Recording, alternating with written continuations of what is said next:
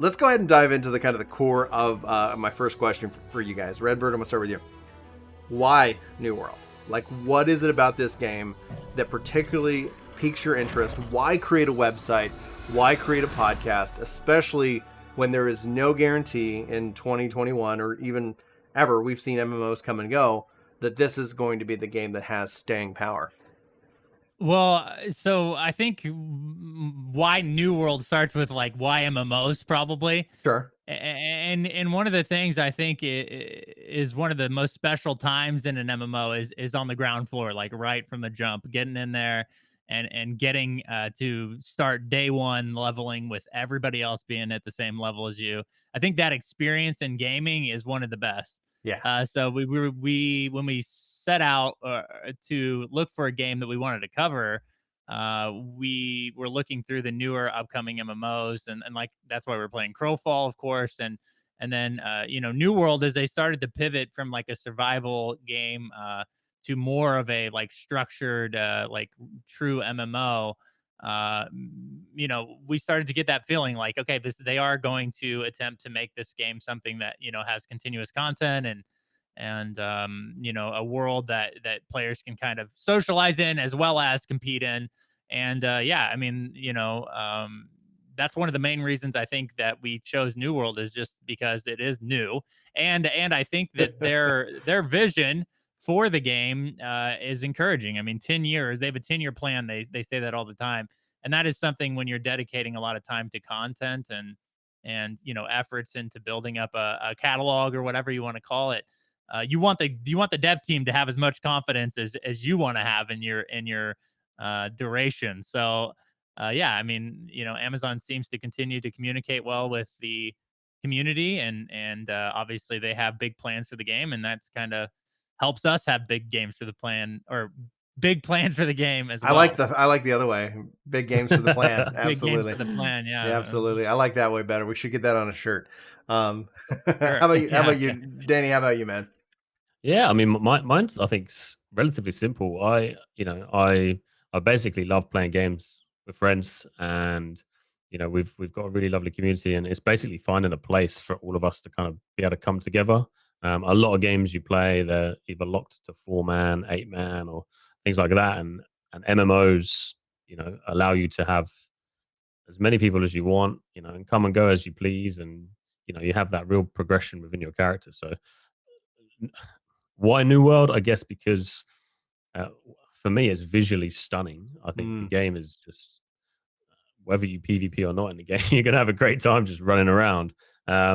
But I don't think there's anything else out there like it at the moment. Obviously, you have lots of MMOs, but I really love games like Chivalry or Conqueror's Blade, where you have this kind of medieval kind of real combat. There's not tab targeting. It's very much, it feels more immersive, and New World brings kind of that Guild Wars vibe that I loved with these kind of fresh, the PvP that I love too, from Chivalry and Conqueror's Blade, for example. It's interesting. That's a really good point when you talk about both the PvP side, but the visual aesthetics of this game. Like, obviously, generally, I was generally curious about it. Like, we haven't really seen, like something this visually impressive. I was first concerned. So visually, like, my history being with primarily Final Fantasy is like, oh, that Final Fantasy aesthetic. It has a certain art style that I find personally well appealing, and then I see this kind of frontier-esque, MMORPG, and I'm like, well, I don't know if that's really going to visually appeal for me. But all in all, like, when I look at from an industry perspective, Amazon, I don't know anybody big enough outside of Amazon, Microsoft, Square Enix, Blizzard, Sony, Google, that really could have the staying power. And this is something that I get a lot of hate for, and I want to be wrong, but I get a lot of hate for from gamers that have this mindset that like some indie studio is just going to come and release this AAA epic MMORPG that's just going to light the world on fire, and it's going to all be free, or it's going to be sub only. And, I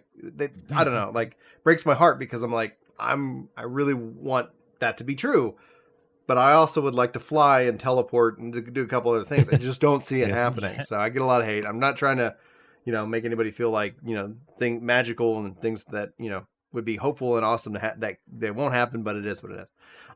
When I stepped in and played the preview, a couple things that really kind of captured my mind, like right away. As a gamer, I think I really prioritize, probably to a fault, to an overabundance, but potential, like MMO potential, because it's not about how an MMO starts. I'm not playing a single player game locked in history, maybe gets a bug fix or patch or some DLC. I'm talking about a game that's going to evolve over time. And then, so I'm playing the preview and I'm like, there's so much potential here. The potential energy is what is how I think of it, is just massive, right? And I have my wife play it and she goes, "You're going to get me to this game, right?" I go, "Oh, okay. Okay. Yeah, we're talking about something now." Because, like, if she immediately touches the game, it's like, okay, yeah, we're playing this, right? Playing this together. Because we'll play games together, but, not always in MMORPG. I think it's when you first cut down the first tree in the game that all of a sudden you're like, there's something different here. Because that tree doesn't immediately respawn. Like, I've affected the world. I was running down the street and I see some people just like strip mining like the forest over on the side, and the trees are just going down and down and down. They're affecting the game. I'm walking and I see the moonlight just coming through the forest, and it reminds me of East Texas, where I grew up as a young kid. Like, all of a sudden there's like, I was so immersed into the game and the world that I was like, okay, there's something here. There's the potential for this to be really good, assuming that Amazon invests and they continue to bring out content for the game and they continue to support the game, which financially they can. They're not gonna. I'm not worried about like how these studios have kind of come up and down, where it's like, oh, it's been 6 months and we didn't make our investment back. Time to go to free to play. And I was like, oh, it's already a buy to play game, so they're not gonna have to go and sit here and say, well, we're gonna change your business model. Like, they've got that kind of where you don't have to have that drama shift down the road. And then again, over the course of the fact that they delayed the game. I cannot tell you how many times I'm like, it would be nice to see a publisher or developer say, you know what, the game's just not where we want it to be right now. Let's go ahead and delay it. And they delayed it for a year. Like, it's, it's going to be a year. And I've been just dying to get back and play more of the game. And I check my email from Amazon every Friday to see if they're finally going to let me in the alpha. And the answer is no. I'm still not in the alpha. But then I get messages on my Discord. They're like, I'm in. Like, okay, all right, great.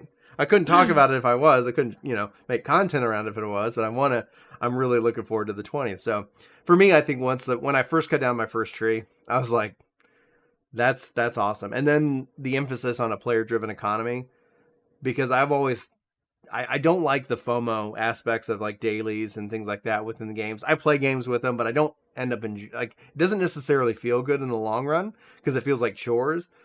But when you have the ability to log in and make money, and that's all, if that's what you want to do, that in and of itself is kind of solving the problem, in my opinion. So I am really looking forward to the 20th in that regards. So following that, New World is not launching in a bubble. It is not launching when there's no other games coming out.